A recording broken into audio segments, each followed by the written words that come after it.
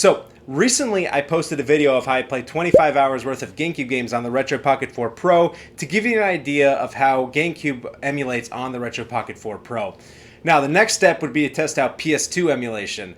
Typically, PS2 emulation does not run as smoothly as GameCube emulation, at least for Android devices. This has nothing to do with necessarily the hardware limitations, but rather the emulation limitations itself. So there will be some tinkering in the settings to make sure the games run as smoothly as possible, unlike the Dolphin emulator for GameCube, where I really didn't have to change any of the settings at all. The test is going to be very similar to the test I did for GameCube. It's real simple. I'm just going to play 25 hours worth of PS2 games, a variety of PS2 games on the Retroid Pocket 4 Pro. Now, some of the games I played for hours to give you more of a full experience of the game, and some of them I just played for like 30 minutes or so just to kind of get an idea of how it plays on the Retroid Pocket 4 Pro. Growing up, I was always a GameCube kid. I actually didn't even really own a PS2 until high school, like well after the PS2 came out. I only got it really due to necessity just because of the exclusive games I wanted to play on it, like, for example, Tales of the Abyss, Ratchet & Clank, Sly Cooper, games like that. I remember playing a ton of Tales of the Abyss with my best friend growing up because you could play co-op in that game during the battle scenes. Great game. But anyway, there's a lot of great games on the PS2, and I can see why a lot of people love this system. So let's get into some gameplay, talk about how it emulates on the Retroid Pocket 4 Pro. First, I want to talk about the setup, though, because it's not quite as simple as Dolphin. Let's get into that first.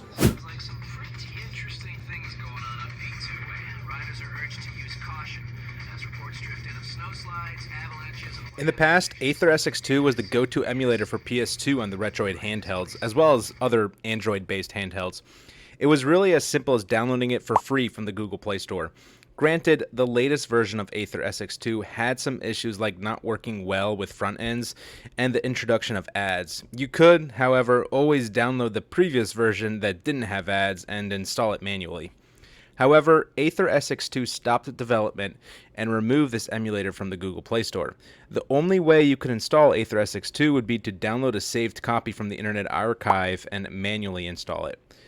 But there is a community-driven emulator project called Nether SX2, and basically it's the same thing except that they took the latest version of Aether SX2, the one that had the front-end bugs and ads, and removed the ads, plus fixed some of the bugs. Plus, it works well with front ends. That's the version I'm using, the latest Nether SX2 build. There's also an older version of Nether SX2 that is analogous to the older Aether SX2 before they added ads. Some people prefer this version because apparently it works better with certain games, like I'll show you later with Sly Cooper. But I did try both, and I found my experience to be better on the newer version of Nether SX2 overall. Alright, to summarize so that nobody's confused, you have 4 versions of Aether SX2. You got version 3668, that's the old version, which is better on certain games. Then you have the new version of Aether SX2, which is the one that was in the Play Store that had the ads and the bugs. That's version 4248. Then you have the Nether SX2 Classic version, which is the same as the old version of Aether SX2, version 3668. And then you have the Nether SX2 current version, which is the same as the new version of Aether SX2 4248. That one's the same as the one that had the ads and that was on the Play Store, except they removed the ads and they fixed some bugs. The setup is a little tricky. I actually followed Joey's Retro Handhelds guide. I'll link to that in the description. He does a great job of explaining how to install Nether SX2. But to summarize, you download the Nether SX2 patch, plus the Aether SX2 APK, then you download a patching tool like Unipatcher from the Google Play Store. All the links are on Joey's Retro Handhelds post. You can access them through the Retroid Pocket 4 Pro. Then you simply patch the Aether SX2 APK with the Nether SX2 patch, just like you would patch a ROM file. And that's it. Click install on the patched file, and you have Nether SX2. If you used Aether SX2 in the past, Nether SX2 functions exactly the same, so you'll be right at home. Again, for a detailed guide, check out Joey's post. Finally, you'll want to tweak some settings. Here's what I used based on Retro Game Core's guide. Under the General tab, you'll want to turn Fast Boot on. This is so that you can skip up that PS2 startup. Even though the PS2 startup is really cool, you probably don't want to see it every single time you play a game. Under Graphics, you want to change the renderer to Vulkan, and you can increase the upscale multiplier to 2x. Under Game Display, switch aspect ratio to widescreen 16:9 and make sure you enable widescreen patches. I'll show you why these two settings are important later when we talk about gameplay. This will change the global settings for every single game. Some games require some more tweaks. Check out the Retroid Pocket 4 Pro compatibility sheet linked in the description for optimal tweaks for other games. You can change settings on specific games without having to change them on all the games just by long pressing the game in the menu. Alright, with all that setup mumbo jumbo out of the way, let's get into gameplay. Okay. I love SSX3. If you've watched my Retroid Pocket 3 Plus PS2 video, you would know that I also played that game to pretty much completion. But I couldn't resist playing it again with a different snowboarder this time. Plus, Nether and Aether work with retro achievements, which I didn't have set up last time, so I could earn achievements too. Now, before I talk about how smoothly this game runs, let me talk about the widescreen situation. If you played PS2 growing up, chances are you played on a CRTV with a 4:3 aspect ratio screen. But if you were one of those lucky kids that had parents who were early adopters of the flat screen TVs, you may have played your PS2 on a 16:9 aspect ratio flat screen. If that's the case, you probably remember that there are a list of PS2 games that have widescreen support built into the game. This is not just simply stretching the screen out to the new dimensions, making your characters look thick, but rather increasing the field of vision, leaving your characters normal looking. You can do this on the Retroid Pocket 4 Pro as well. However, it's not as simple as going into your game and turning on the widescreen mode. If you do that, the screen will just stretch out within the parameters you set in the emulator, like this for example. So instead, what you want to do is set your aspect ratio to 16:9 and then turn on widescreen hacks. Now your game will display widescreen without stretching out your character. Now, it's not perfect. Usually, depending on your game, you may get some stretched out aspect ratios for certain cutscenes and menus. For example, here in SSX3, when you're playing the actual game, it's scaled correctly, but when you enter a cutscene like the transport sequence, it switches to the stretched out display. Anyway, all the widescreen stuff aside, SSX3 played great. I did get some slowdowns at the beginning, but as I played longer, the slowdowns kind of went away. Maybe some kind of caching thing? I don't know. I'm just here to play the games. SSX3 is an amazing game, and I recommend anyone give it a shot. SSX Tricky is usually given the title of the best SSX game, but in my opinion, SSX3 is better. The Conquer the Mountain career mode is super fun. The game puts together every single track together into one seamless mountain experience. You can actually go from the top of the final peak and snowboard all the way down through each peak until you reach the end of Metro City, which is the bottom slope, without any loading screens. Very advanced for its time, in my opinion. Again, runs great. I changed a few settings, but nothing dramatic. You've played Simpsons Hit and Run, right? Or maybe it was too edgy for your parents to let you buy it. If you did, you don't need me to tell you how fun it is to just drive around as Simpsons characters. Run around, get in cars, drive around, hit stuff, race people, do missions. Lots of fun. It's kind of like GTA, but only the car stuff and no killing. This game runs completely fine on the Retroid Pocket 4 Pro 2 without any tinkering at all. If you like RPGs at all, I definitely recommend pretty much any of the Tales games. Tales of the Abyss is fun. A lot of people love it. It only runs at 30 frames per second though, which is a step down from Tales of Symphonia on the GameCube. That game runs at 60 frames per second unless you're in the overworld. This was another game that didn't require any additional tinkering in the settings. One thing I learned about the Retroid Pocket 4 Pro while playing this game is that the sleep mode function is actually really good with Nether SX2, which is not a big surprise because it is an Android device. Unlike most Linux handhelds, I can simply put the console into sleep mode whenever I'm done playing and go right back to where I left off with pretty much no battery drain. Also, it doesn't disconnect from the Wi-Fi, so I won't be logged out of retro achievements after entering back into the game from sleep mode. If you care about retro achievements, maybe that's interesting to you. I care about them, so there you go.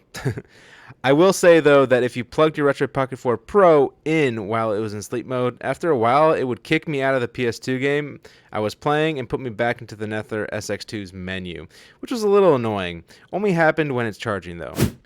I played Ratchet & Clank Up Your Arsenal. Ratchet & Clank games are just straight up addicting platformers. They really nailed the combat style. I didn't change any of the settings, and the game ran mostly great. There were some minor slowdown frame drops here and there, but not what I would consider unplayable. Usually this would happen in certain loading zones and areas with high enemy activity.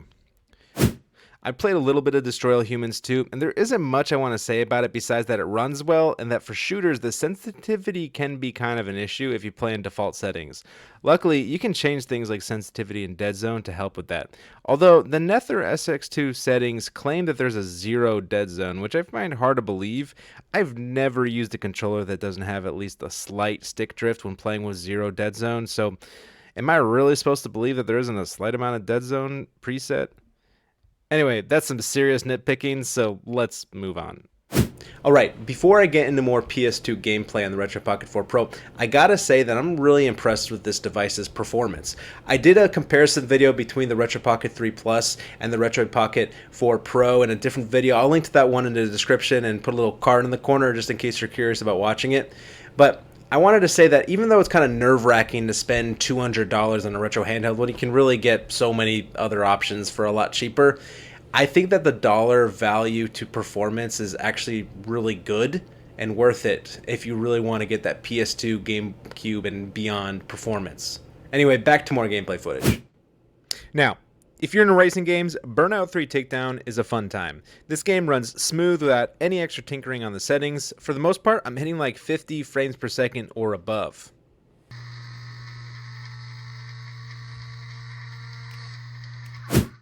I remember playing Katamari as a kid and thinking this game was so cool. The concept of starting as a tiny ball that would stick things to itself until it became large enough to pick up houses was so intriguing to me. But I gotta be honest, I just didn't vibe with it as an adult. I'm sure a lot of you out there like it, but I can't really say that I do. I don't know what it is. But if you're curious on how it runs, it worked perfectly fine on the Retroid Pocket 4 Pro. I played a little bit of Final Fantasy X. I'm not sure how much I like this game. I've heard mixed reviews about it, but I'm willing to play it some more so I can give it a real shot. I only played for a little while, so I feel like you need to give a game at least a few hours before you can really judge it. Final Fantasy X runs perfect on the Retroid Pocket 4 Pro without any additional setting changes. The Sly Cooper games are kind of an issue. I was trying to get Sly Cooper 2 to run playable on the Retroid Pocket 4 Pro, but was having no luck. Like, I was only getting 9-ish frames per second. Then I found out online that it really only runs well in the older version of Aether SX2. That's the 3668 version for whatever mysterious reason. I did some more research online and found other people playing Sly Cooper 2 on the Retroid Pocket 4 Pro using that 3668 version of Aether SX2, and it ran perfect. If you run the game with the software rendering instead of Vulkan, you can get a frame rate up to like the 40s and sometimes even 50s, which is much better, of course, but still noticeably different. But at least it makes it playable on the new version of Aether SX2 or Nether SX2. Unfortunately, you can't have two Aethers/Nethers installed at the same time, so you have to choose. Do you want the old version that overall is less compatible with most games but is great for Sly Cooper? Or do you want the new version that's better for most games but not good for Sly Cooper? You can also choose to uninstall it, export your data, and then reinstall the other version whenever you want to play the other game, but honestly, that would be a super pain in the rear. If PS2 emulation is important for you and you're considering the Retroid Pocket 4 Pro, I think you'll be happy with the decision. The vast majority of games run just fine. I think for the price point, the Retroid Pocket 4 Pro is your best bet. Personally, I wouldn't go with anything less powerful if you want an experience to be enjoyable. Can you play PS2 on something like the Retroid Pocket 3 Plus or the 4 base? Yes, I did, but you'll end up limiting yourself to what games you can play at full speed. In my experience, the Retroid Pocket 4 Pro is the baseline for handling GameCube and PS2 emulation to an enjoyable experience. Now, if you really wanted perfect PS2 emulation, you could get something like the Odin 2. Just before recording this video, I watched some PS2 emulation on the Odin 2, and it's definitely at a different level. You can play any PS2 game perfectly, sometimes up to even a 6x resolution. But that does come with a price tag. Odin 2s start at $300 for the base model and up to $450 for the max. You can also get a Steam Deck at that price range. It just really depends on how much perfect PS2 emulation means for you and if it's worth the price. If you have PS2 games in mind that you want to play, there's a compatibility spreadsheet, which I'll link to in the description. This lists a bunch of PS2 games, the settings you should change, and how they play. Anyway, that's it for this video. Hope you enjoyed watching some PS2 gameplay on the Retroid Pocket 4 Pro, and I'll see you in the next video. Cheers. Goodbye.